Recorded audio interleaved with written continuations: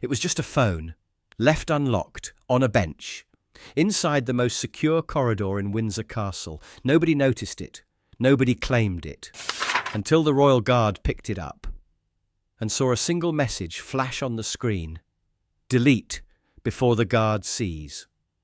He wasn't supposed to touch it, wasn't supposed to open it, but under palace protocol, he had to.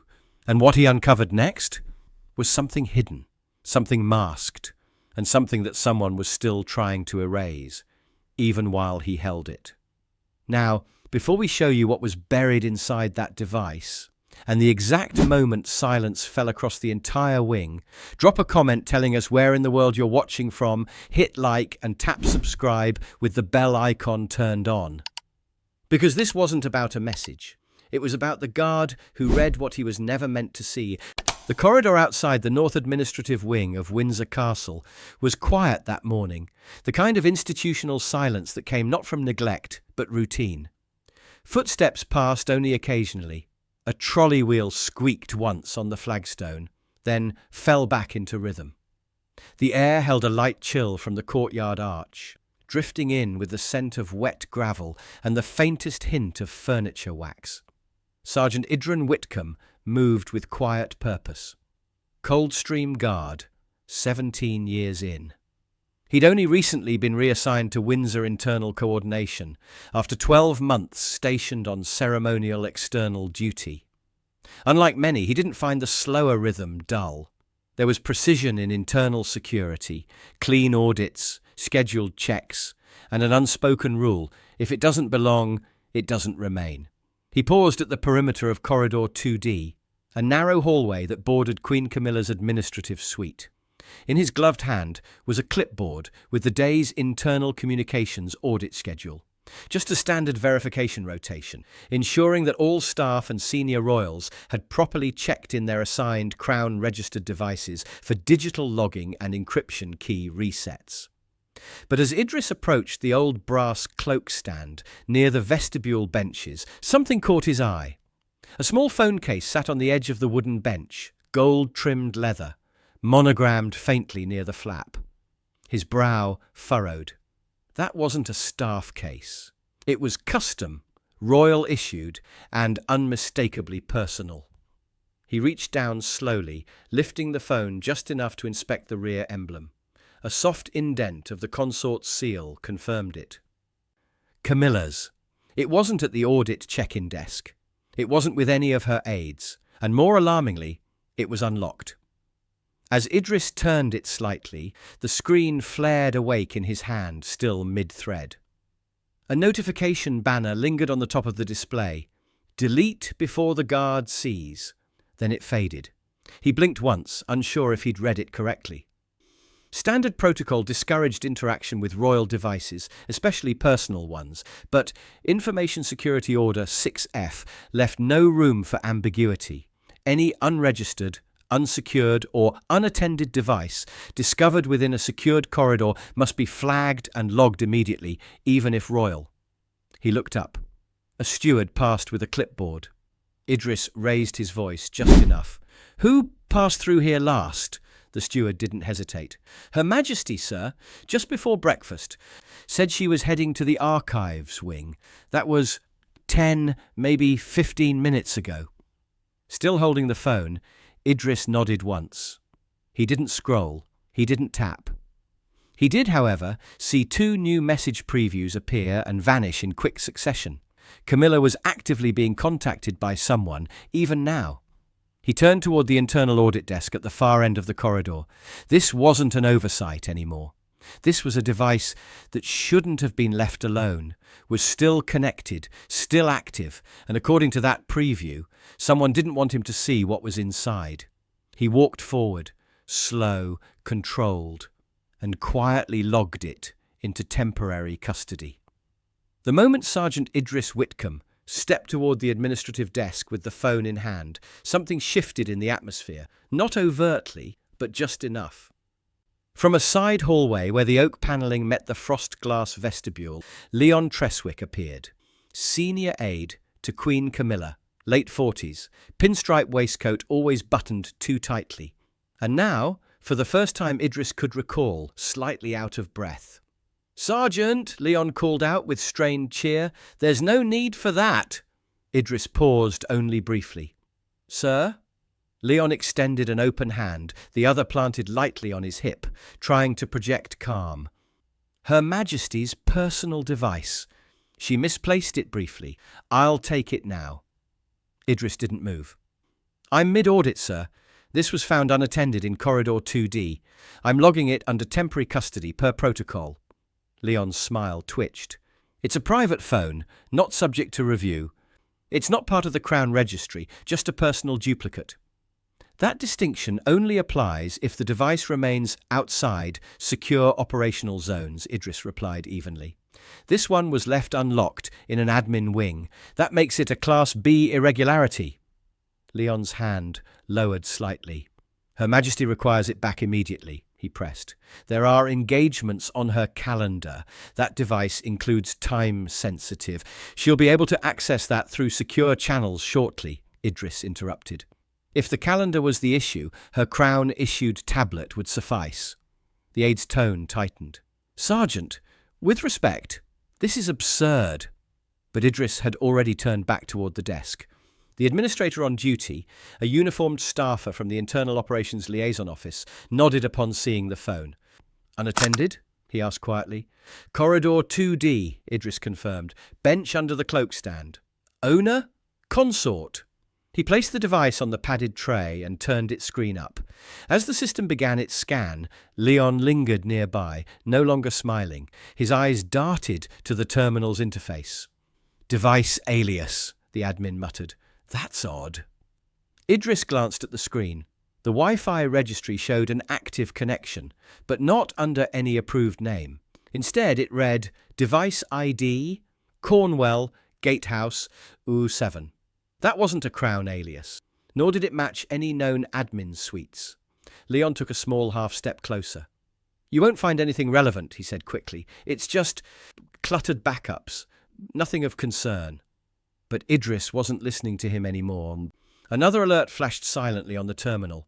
"Last data sync, 0538, contact ID, S, no full name registry, unverified source."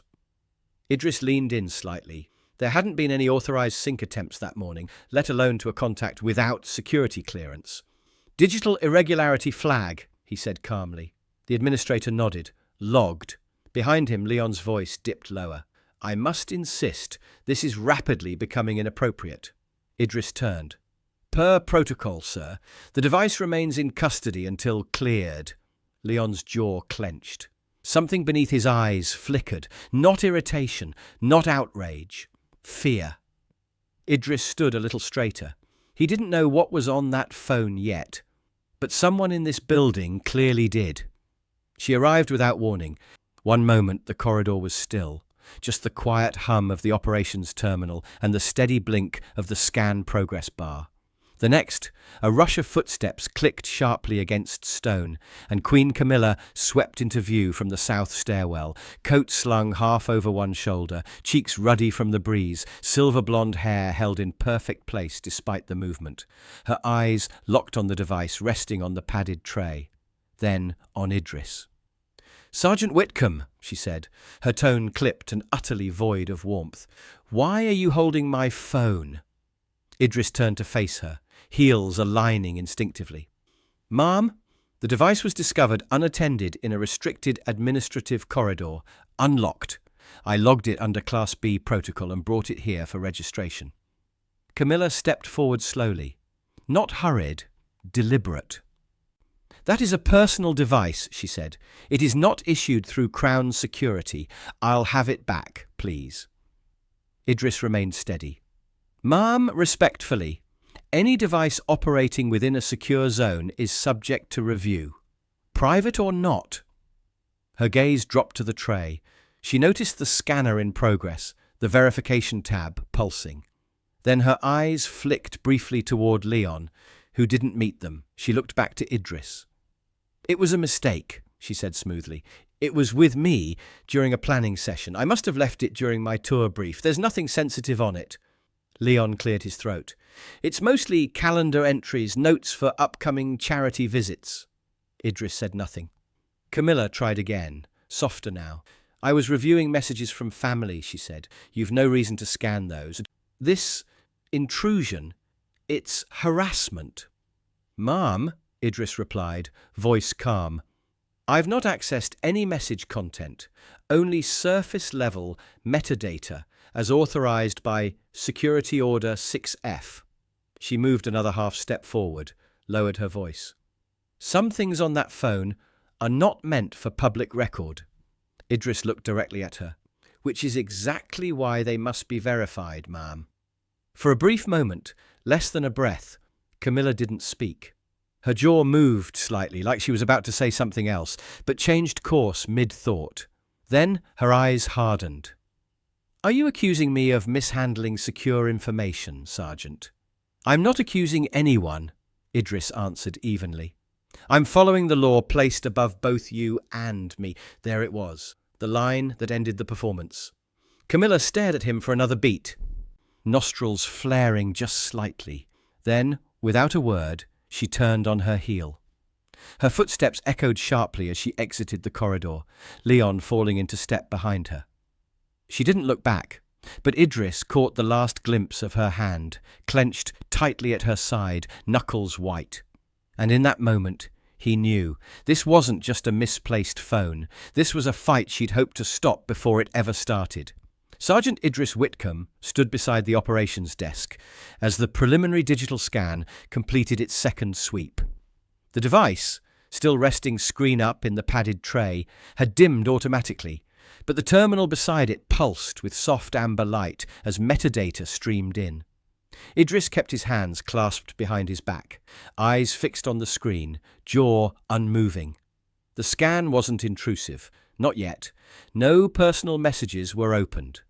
But the system's surface-level sweep had one job: detect concealed data behavior. And within seconds, it found it. A faint digital chime sounded. The administrator leaned in. That's not normal. Idris stepped forward. Show me. The display expanded.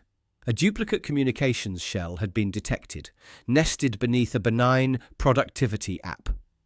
What looked like a scheduling tool was, in fact, a masked messaging client rigged to bypass conventional security tagging. It wasn't Crown-sanctioned. It wasn't registered.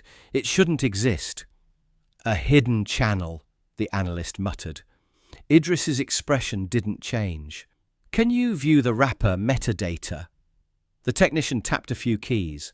A second window bloomed open, showing a list of sender IDs, not content, just aliases. At least 12 different entries scrolled past. Most were scrambled codes, but 3 bore initials. Idris's eye stopped at one, CU. His breath caught, but only for a second. He recognized the name those initials matched. Everyone in security did. CW had been a quiet scandal 2 years earlier, a political lobbyist once tied to a failed private land deal involving royal estate boundaries. After investigations, all senior royals had been ordered to cut contact. Internal security had blacklisted the name permanently from Crown communications, and now that name sat right there, active, on Camilla's private phone. He turned back to the administrator. Any sync times? The tech nodded, brow creasing. Yes, sir, 3 sessions, so 4:12, so 5:38, and the last ping was at 06:07. Idris blinked. It was 06:32 now, which meant the phone had communicated while it was unattended on the bench, after Camilla had walked away. A chill moved down his spine. Someone else had access, or worse, remote capability hadn't been disabled. This is not a forgotten phone, he said quietly. No, sir. Idris accessed the next screen. Tier 1 threat comparison. No message bodies. Just sender ID cross-checks against the Royal Security Index. 3 contacts pinged red. Each one tied to influence networks. Camilla was explicitly barred from engaging without disclosure. 2 were flagged for active foreign interest. The third was a domestic broker under financial scrutiny. The room didn't move, but it felt smaller now. Idris straightened. This qualifies for escalation. Tier 1 irregularity. Notify internal security monitoring. Flag it live risk. Unapproved channel. The administrator didn't question it. Idris didn't need to read a single message to know. Whatever was on that phone wasn't meant to be seen. And someone had gone to great lengths to keep it that way. She returned faster than expected. Sergeant Idris Whitcomb had barely signed the Tier 1 escalation alert when the sound of brisk footsteps echoed once more down the corridor. Queen Camilla rounded the corner with a different energy this time. No smile, no smooth posture, no layered civility, just pressure. "Sergeant," she said sharply, "return the device. That is an order." Her aide, Leon, followed a pace behind, visibly more pale than before, not even attempting to intervene yet. Idris turned calmly. "Ma'am, with respect, the verification process has already triggered an active security flag. I am required to proceed." Camilla's boots stopped just short of the tray, her eyes narrowing. "You are reading private family messages." "No, ma'am, I have not opened message content."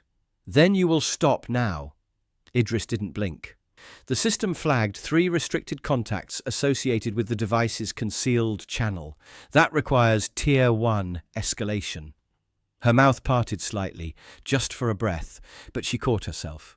The control returned fast, but not fast enough. She glanced at Leon, then back to Idris. "They are old contacts," she snapped. "People I haven't spoken to in years, likely just mislabeled entries. Technical clutter." Her voice was steady, but the cracks were starting to form. Idris had seen this before, not in her, but in others, when procedure finally pressed past the performance. Leon stepped forward now, his tone tight. "Surely there's a way to handle this internally, a private clarification, before things escalate further." Idris didn't raise his voice. He didn't shift his posture. He simply said, "I must notify internal operations. That is mandatory." Camilla stiffened. There it was again. That flicker. That sharp break in the composure. A silent inhale. Her fingers flexed slightly at her side.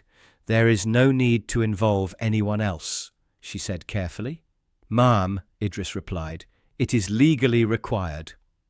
For several seconds, no one moved. A low gust rattled faintly against the far windows. Somewhere down the corridor, the automated bells for the upper wing elevator sounded, but none of them turned toward it. Then Camilla stepped back, just once. Her expression didn't twist. Her voice didn't rise. But her eyes, those said everything. And the way she looked at him, it was no longer royal. It was cornered. She turned sharply, her coat sweeping behind her as she strode down the hallway, this time without a word. Leon lingered a moment longer, as if weighing whether to stay and salvage something, but then he followed. Idris remained still, not victorious, not tense, just present. And beneath the stillness, a quiet realization bloomed. She already knew what was in those messages. What she didn't know was how much he'd already seen. The corridor fell silent again. Sergeant Idris Whitcomb stood alone beside the verification desk, the phone still in the custody tray, the scan still active, but now flashing a soft amber prompt in the corner of the screen. Tier 2 verification. Message header preview authorized. Not the message contents, just the previews. Just enough to determine threat severity when active contacts were flagged.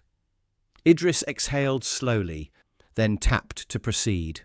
The screen shifted. The first line blinked into view. "Don't let the guard see the donation logs." He didn't react, just let it settle.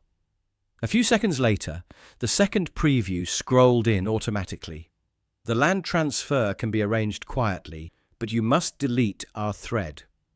He frowned now. Slightly. No names yet, just implications. But implications from within palace walls meant something else entirely. The third preview came in slower, time-stamped at 06:11 a.m. 21 minutes ago. while the phone was unattended. He will ask questions if he sees the payments. You need to act first. Idris's stomach sank, not in panic, but in that cold, clinical way trained soldiers recognized the moment the boundary had been crossed, and everything after it was consequence.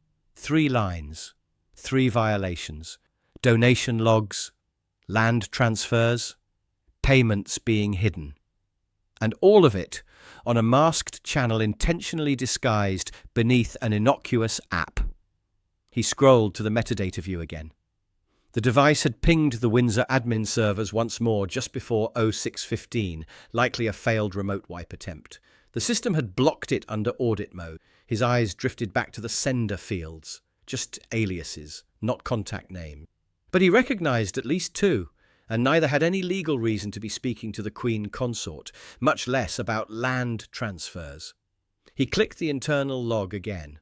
One of the messages, the one referencing the guard directly, had no reply from Camilla, but it was marked read, which meant she'd seen it and chosen not to say a word. He straightened. The audit room felt colder now, as if the centuries of stone surrounding it had pressed in tighter. This wasn't political banter. This was operational concealment, happening in real time, inside the palace. He keyed into the side console, eyes steady, hands calm.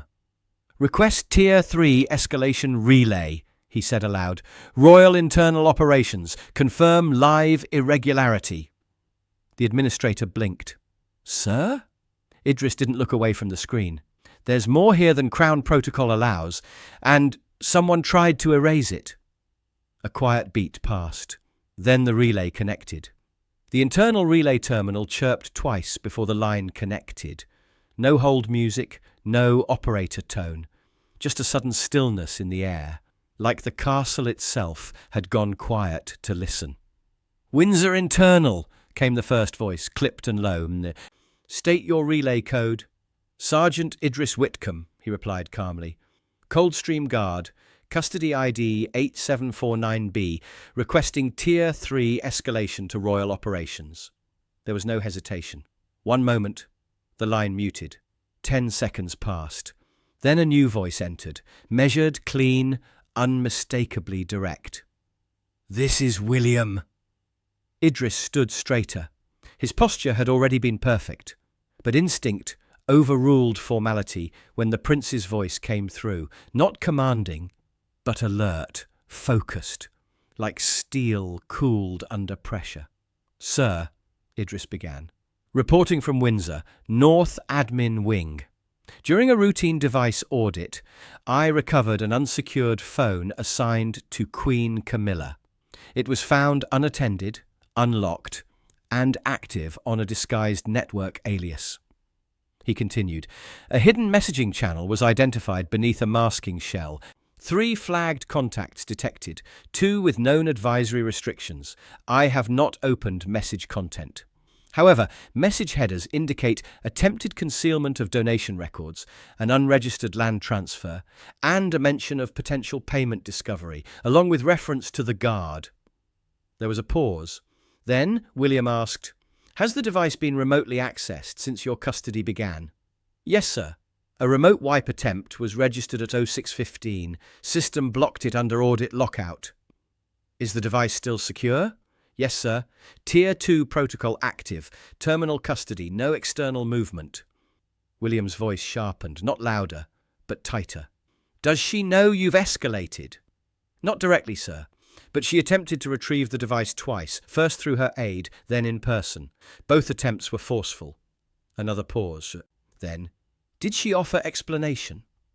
"She described the contacts as personal acquaintances. She implied the content was sensitive but unrelated to Crown affairs. Her aide referred to the flagged threads as mislabeled and accidental." "Do you believe that?" Idris didn't flinch. "No, sir." William's breath barely shifted, but when he spoke again, the temperature seemed to drop. "Sergeant, did she know you saw the message headers?" "She suspects it, sir. The moment I mentioned a security escalation, she went silent and left." Silence stretched across the line. Then William said, Do not return the phone. Do not let it leave your hands. You are now under direct order from me until I arrive. Yes, sir. I'll be there within the hour. The line clicked off. Idris lowered the handset slowly, eyes still locked on the dimmed device in the tray. In another hallway, Camilla might already be trying to build a narrative, but for now, the facts were locked, the audit frozen, and the next voice in this room would belong to the heir to the throne. The East Clock Tower struck 7:15 as a single black vehicle rolled through Windsor's inner court. No crest, no convoy, just tinted glass, matte panels, and a driver who didn't speak. By the time the car halted near the North Administrative Wing, word had already rippled silently through the corridors. Prince William had arrived, alone. No aides, no folder. Just a slim black case under one arm and the kind of stillness in his step that made staff instinctively part without needing to be told. Sergeant Idris Whitcomb stood beside the operations desk, expression unreadable, posture square, the phone still secure in the tray. William entered without pause. He didn't greet anyone. He didn't look around. His eyes went straight to the screen, still open to the metadata view, and then to Idris. "Show me the flagged contacts," William said. Idris stepped aside. 3. 2 foreign-affiliated influence advisors, 1 domestic, CW, all previously restricted from private contact. William's brow barely moved. But when he spoke, his tone was colder than before. And the channel? Encrypted, masked under a third-party shell, not detected by routine scans. Accessed this morning 0607, remote wipe attempted at 0615, blocked under audit lock. Content? Not accessed. Only previews, sir. Logged securely. William studied the tray for a moment longer, then shifted. Behind them the air changed. Camilla appeared in the doorway. She paused just past the threshold, her hands clasped in front of her coat, the expression on her face carved somewhere between indignation and dread. William turned to her, finally. "Why is there a concealed messaging channel on your personal device?" he asked, evenly. Camilla's voice was firm. "It's a duplicate backup channel, something my assistant set up, nothing more." "Then, why is it registered to a false alias?" "It's an old test ID. From years ago. It was never meant to be used again." "Why are blacklisted contacts active on that channel?" Her jaw tightened. "They are personal acquaintances, from before the advisory lists were finalized." "And why is your phone connected to Palace Wi-Fi under an unregistered identity?" Camilla didn't answer. She was staring at Idris now, not William. As if the words were less offensive coming from a prince than from a guard. William stepped closer. He didn't raise his voice. "You instructed someone to delete donation records," he said. "Who?" Silence. Her aide opened his mouth, but William didn't even look at him. His presence alone forced the man to step back. "This device," William said, turning to Idris, "is now under full Crown seizure protocol, Tier 3, so." He held out his hand. "Escort it to Windsor's digital vault yourself. Do not hand it to anyone en route. No deviation." Idris nodded. "Yes, sir." Camilla took one final step forward, voice lower now. "William, this is being blown out of proportion." He didn't flinch. "No," he said. "It's proportionate to the truth." She said nothing. She couldn't, because by now she knew the truth had already been read. 2 analysts from Windsor's internal digital forensics team arrived within the hour, one carrying a slim titanium case, the other wheeling in a sealed terminal cart with dual authentication locks. No chatter, no questions, just precision. Prince William remained present as they unpacked the tools and began the chain of custody transfer. Sergeant Idris Whitcomb handed over the phone under direct supervision, logging his ID and timestamp in both analog ledger and encrypted digital record. He didn't leave the room. William had ordered him to stay until the full Tier 3 protocol was complete. Camilla stood in the corridor, partially out of view now, watching through the archway with her arms folded, her expression unreadable, but her body posture rigid, frozen. The lead analyst opened the scan interface and began the process. Metadata snapshot. Full alias trace. Location logs. Flagged contact indexing. Crosslink threading of masked channels. Preview cache record. Deleted thread pointers. One of the logs flagged a warning. Attempted secondary access detected, the analyst muttered. At 0712, external command to trigger wipe rerouted through a masked node. William's brow lowered. Was it successful? No, sir. Blocked automatically. But whoever issued it knew exactly what to target. Idris glanced over. Same disguised app? The analyst nodded. Same one, but this time it was trying to trigger a full purge, not just the thread. William's tone sharpened. Remote access terminated. Already killed, sir. Device is now sealed. Full extraction begins in 2 hours. William turned slightly. His voice didn't rise, but it cut like a knife. Effective immediately, Her Majesty's private communications staff are suspended. All devices linked to her account, including tablets, backup units, and assistance logins, are to be audited under identical Tier 3 scrutiny. The analysts gave a quiet confirmation. From the hallway, Camilla's aide whispered something inaudible. Perhaps a protest, perhaps a plea. William didn't even look in his direction. Any attempt to contact the vault or redirect this audit will be considered obstruction, he added. This device, he gestured to the sealed phone, now inside the titanium case, goes to Windsor's secure archive under my direct authority. He turned to Idris. You will escort it. Idris straightened. Yes, sir. One of the analysts handed him the case, now locked with a rotating pin seal. The weight wasn't heavy, but the silence around it made it feel twice as dense. As Idris stepped into the hallway, staff instinctively moved aside. No fanfare, no salutes. Camilla stood to his left, unmoving, her arms still crossed, her lips faintly parted, but silent. He passed her without a word, and she didn't try to stop him, because there was nothing left to say. What had been hidden had been seen. What had been encrypted had been read, and now it was no longer hers. It belonged to the Crown. Should a royal guard be allowed to access a senior royal's phone if there's a suspected breach? Do you think Camilla knew exactly who was messaging her, or was she blindsided by her own staff? What would you have done after reading those message previews? Drop your thoughts in the comments. We read everyone. Hit like if you believe protocol should always outrank privilege, and subscribe with the bell icon turned on so you never miss what really happens behind the Crown's locked doors. Share this video if you think digital truth should never be buried, even inside the palace. Watch the next story on your screen now, and I'll see you tomorrow. Same time, same watch.